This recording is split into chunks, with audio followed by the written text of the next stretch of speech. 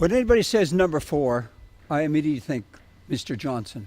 Even going back to the London Knights days when I saw you first play over here, I said, that guy's going to be a star. Then I grew up. So what made you go from the London Knights to Bracknell Bees and then come over to the Belfast Giants? Well, I mean, I started out in London. A former coach of mine was coaching there, and he was looking for players, so he gave me a call, and that's how I got to London. And then Dave Whistle, who's also from my hometown, was over the summer. I was kind of negotiating with London, and he happened to be helping out at a hockey camp, and he heard what was up, and he said, "We're still looking for a D-man. Do you want to join us?" So I said, all right, let's do it. So that's how I got to Bracknell. And then Dave Whistle, got the job in Belfast, a brand new franchise, and he wanted to bring as many guys as he could over, and I was one of the 8 or so guys that came over with him. Awesome. Yeah.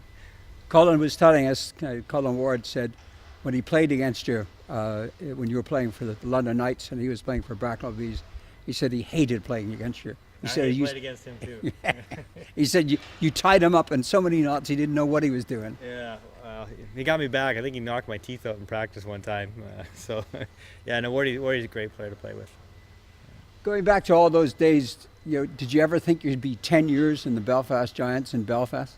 Never, ever could have predicted it. I mean, hockey didn't exist in Ireland when I was growing up. Nobody ever heard of it. So I mean, I could never dream of coming and living here. I mean, it just wasn't something that I thought it was going to happen.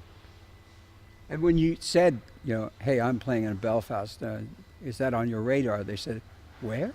Yeah, well, I mean, it's funny. I was talking to somebody in the States. I can't remember what it was for, some operator, and I told him I was in Belfast. And Belfast?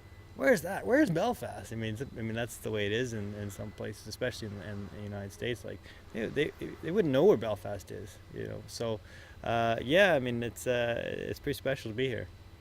You certainly picked up a few trophies in your day when you're here. I mean, looking at the flags behind your head there, I think you were involved in every one of those trophies. And does any one of them mean something special to you? Well, I mean, probably. I mean, they all do. I mean, any team you play on that you win something, those are the guys you remember more. I mean, those are the teams that, 10 years later you can meet up again and you can still talk about those good times. It's hard, in a losing team to you don't want to bring up bad memories. So our first year, which is the second year for the Giants, when we won the league, that was a special team, and those players all keep in touch to some extent and talk about it. And then the final year, that group of guys was together was the last year of the Super League, and we happened to win the title. So when you end the season winning your last game, that's special for any hockey player.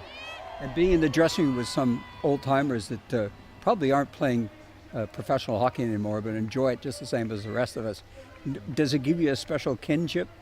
Yeah, well, I mean, everybody, has, well, a lot of guys anyways, have moved on from the Giants and are doing various things, growing up jobs. And, when everybody gets back together, they're on the ice and they're just a bunch of kids. I mean, it's it takes 10 years off them or 20 years off them, and they're goofing around and having fun and playing the practical jokes and things. So it's, it's nice to see them all back together.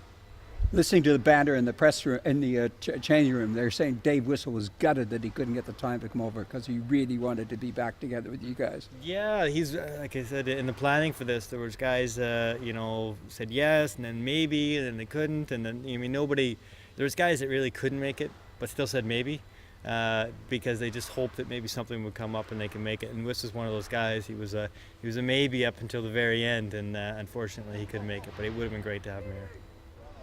Okay, you've been in Belfast now 10 years. What's the future? Do you see yourself staying here for a while, or do you see yourself moving back? Well, maybe another 10 years I'll figure that out. But no, I mean, it's still pretty new to me, not playing anymore. So I think most people, when they get out of university or whatever, it takes them a few years to figure out what they want to do. And I think I'm no different. It's probably going to take me, a few years before I figure out, what I want to do when I grow up.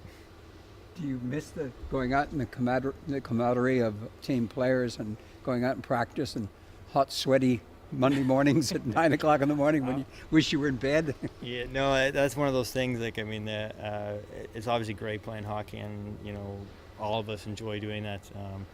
You know, the cold mornings at 8 a.m., the bus trips, long bus trips. Those get a bit tedious at times. But if you would ask anybody, the memories they do have, they just remember the good things. They don't really think about the bad things.